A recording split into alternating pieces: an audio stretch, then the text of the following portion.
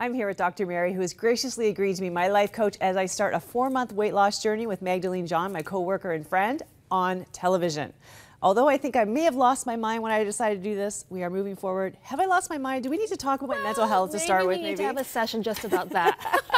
Well, you know what? The honest reason that we're doing this, beyond the fact that we want to change our lives, is that we just thought we wanted to create a movement of women and men who want to change their lives. And I think you need friends to do it. Like, support is important, right? Yeah, absolutely. And I applaud you being honest and being vulnerable, because if you can model that for others, awesome. You know what? We're all in the process of becoming a better version of ourselves. We all have brokenness. People have all said mean things, even as a kid in the schoolyard, you know? So, and we all have distorted things that we have to change in our thinking. I mean, you know about that more than anyone. There's no one who's got it all together, is there? No, definitely not. Good to know. Okay, so today you're here. We're just at the very beginning. Is more about evaluation. Yes. You're not going to really start taking us apart yet.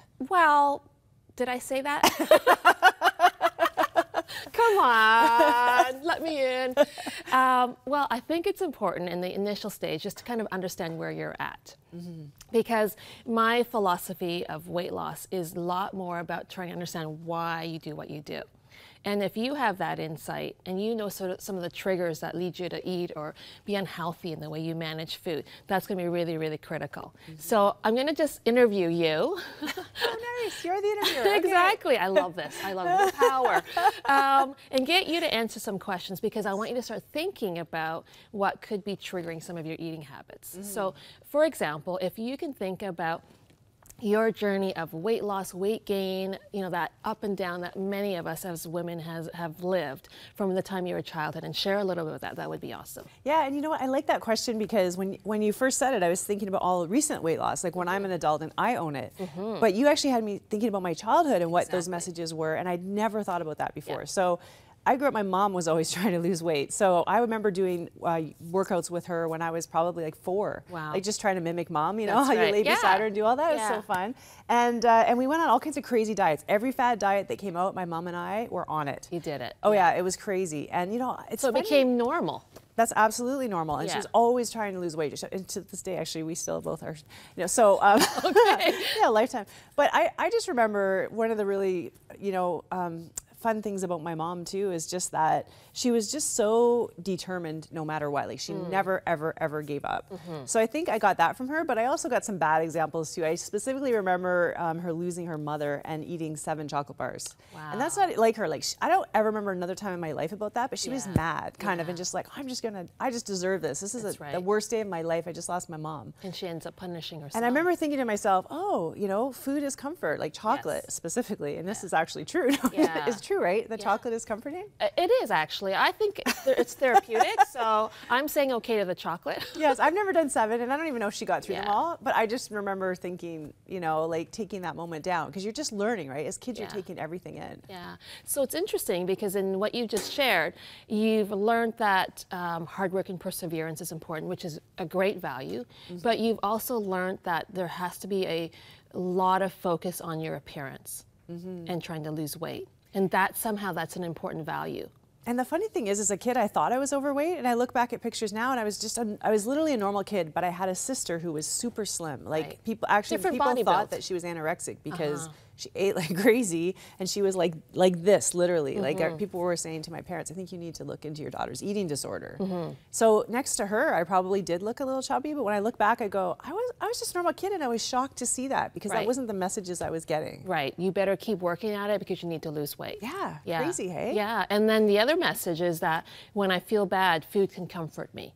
Yeah. Or it can be an expression of my emotional state. No, and this is really funny. Maggie and I were talking about this last night, because we've been through a stressful thing, and we were like, now we feel like we need a reward. Like, we passed the test, we did it, now where's the reward, you know? And we're like, chocolate. Exactly. Like, what is that? Is that all women?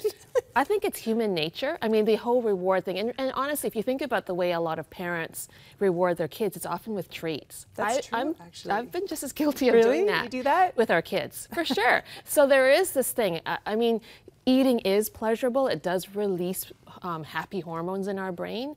And so, of course, we seek it out. It's just that we go overboard with that. And so that's what we're going to be looking at, too, over the next 4 months, is some of the things, the thoughts that kind of go in your mind and some of the behaviors that you need to change. Yeah, and, you know, I really wanted to include a life coach in this journey because I think that, you know, there's so much information out there in terms of food and fitness. Like, anybody could be an expert. Give them 4 hours on the internet, basically, right? That's true. But there's something else that's driving us to not be healthy. And I'm sure there's metabolism and health conditions or medication, like all that weighs into it in busy lives. Yes. But it also, there's that emotional undertone of how we see ourselves and how we believe people see ourselves. It's huge.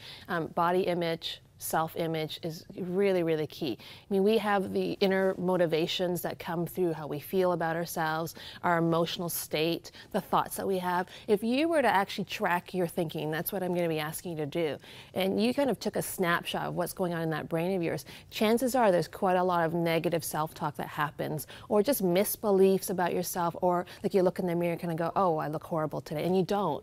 Things like that kind of just keep bringing ourselves down. So either we say, I should just give up, I'm just going to eat anyway, or I feel so bad, I need food to help me feel better. And so just being able to understand that is going to be really key. So you're going to hear me repeatedly say over the next 4 months, so let's look at what you're thinking, let's look at how you're feeling, and let's kind of start to see how that links to your behavioral choices so that we can make those changes. You're so right, and I don't know, there's not a woman that I know, even that I think is like perfectly beautiful, that isn't hard on herself. I don't know what it is, and I think that, and I know some men who are the same way as well. There's always a joke about men looking in the mirror and not looking great and thinking that they're awesome, and then women looking in the mirror looking great and thinking that they're not. I know. And I think there is a truth to that. Well, when my daughter was really little, and I believe she's beautiful, I would ask her, is there anything about your body that you don't like? And she'd look down and she said, no, I just love the way I look. And she would say that because as a young girl, there was no thought of self-judgment. Now, if you ask her now, her answer might be different. Oh, I wish this was better. I wish that was better. Right. Because you hear the messages from others, the media, that somehow you have to look a certain way.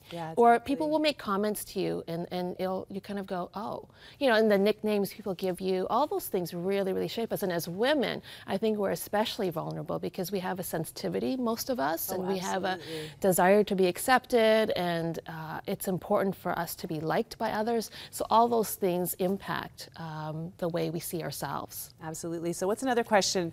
And I want to ask you these questions because for those of you at home, we're hoping that you're going to be taking these questions and asking yourself these things. Let's do this journey together. So what's another question we need to ask ourselves? Well, something I would like the women to ask themselves, and you kind of alluded to, is like, what are some of the messages you got growing up about eating and about weight and about body image? And what would be some of the models that you had? And you mentioned your mother, but any messages or any things that you experienced growing up that now looking back you realize, wow, that really impacted me? We're running out of time. Okay. And I'm not trying to not answer that. I'll tell you quickly, I did have one very significant man in my life tell me that men are shallow, and that even though you're a wonderful person, that you have to look good on the outside, and once they get past that, they could get past some lumps and bumps. But initially men are shallow, so you need to look beautiful and slim. And I remember that really impacted me.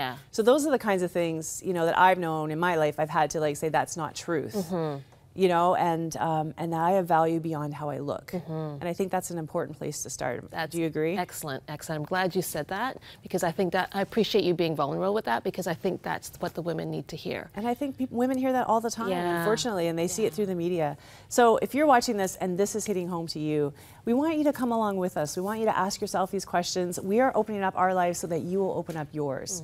This is for a purpose, and this is unto something. So listen, crossroads360.com. Dr. Mary will be blogging. Megan and I will be blogging our journey. We'll be getting all kinds of tips and helps and these interviews will be up there. So go there, take a look, and change your life with us.